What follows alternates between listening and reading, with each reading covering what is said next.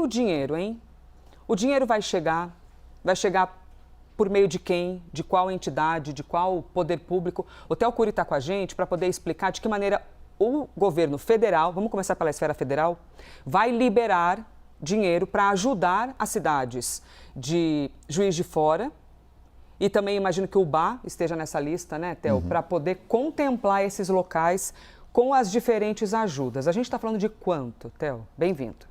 Bom dia, Elisa. Ótimo dia para quem acompanha a gente. O governo federal disponibilizou, nesse momento, liberou, nesse momento, 3 milhões e 400 mil reais para as duas cidades. 2 milhões e 900 mil reais para Juiz de Fora e mais de 400 mil reais para a cidade de Ubá. São as duas cidades que foram mais atingidas por essas fortes chuvas no estado de Minas Gerais. Por que e de que maneira que é feita essa transferência? Primeiro, que o governo federal ele entra nessa para complementar as ações que já vêm sendo realizadas pelo governo estadual, pelo governo de Minas Gerais. A informação que a gente tem é de que o governo de Minas Gerais já disponibilizou ou liberou, já separou 48 milhões de reais para esse auxílio. Um dinheiro ali que é remanejado dentro do cofre do governo do estado.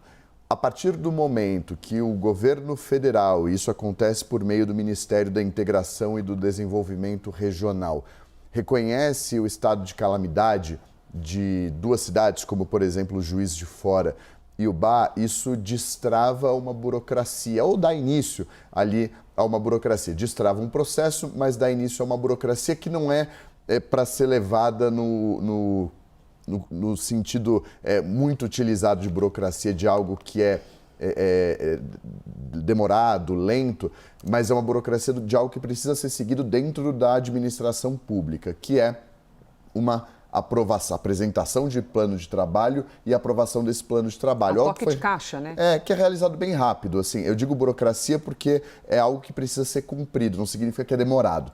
Nesse caso foi muito rápido. E em casos de emergência, é de fato muito rápido.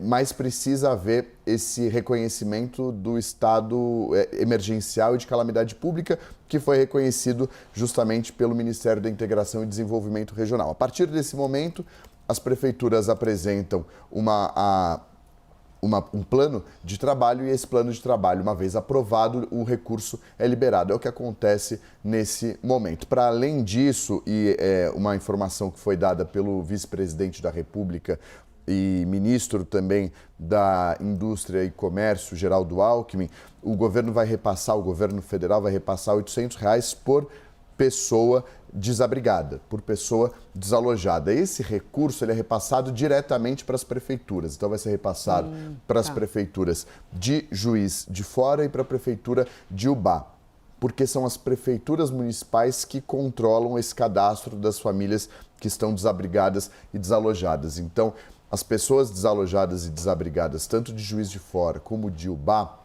recorrem à prefeitura, esclarecem a situação delas, explicam a situação delas, elas são colocadas nessa lista das prefeituras e com base nessa relação, elas vão receber esses R$800 da prefeitura, tanto de Juiz de Fora como de Ubá. Essas informações são do governo federal, repasse de R$800 por pessoa, mas por intermédio das duas prefeituras. Além disso, esse repasse, pelo menos nesse momento, nessa primeira rodada de análise do governo federal, de 3 milhões e 400 mil reais para as duas cidades. E é interessante que tenha, mais do que interessante, né? É indispensável que tenha esse caminho com a prefeitura, porque eles sabem, eles têm o raio-x da cidade, quais são as famílias, quantas pessoas moram em cada casa. Por isso que quando a gente dá aqui, de vez em quando, porque teve o censo, IBGE e tal, quando a gente conhece a nossa gente, a gente consegue saber, né? Quem é essa nossa população, qual é a vulnerabilidade social e o que essas pessoas precisam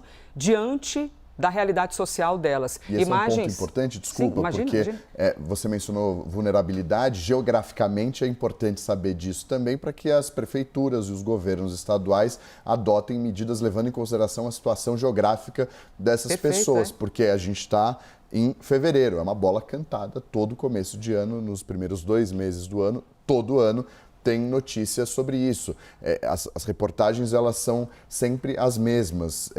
Quem acordar agora e quem acordar no ano que vem ou acordar há 3 anos vai saber que as notícias são as mesmas, ou a prefeitura ou o governo usou X% menos do que deveria dos recursos, ou na aprovação do orçamento o governo ou a prefeitura remanejou menos recursos ou disponibilizou menos recursos para prevenção e combate a desastres naturais, enfim.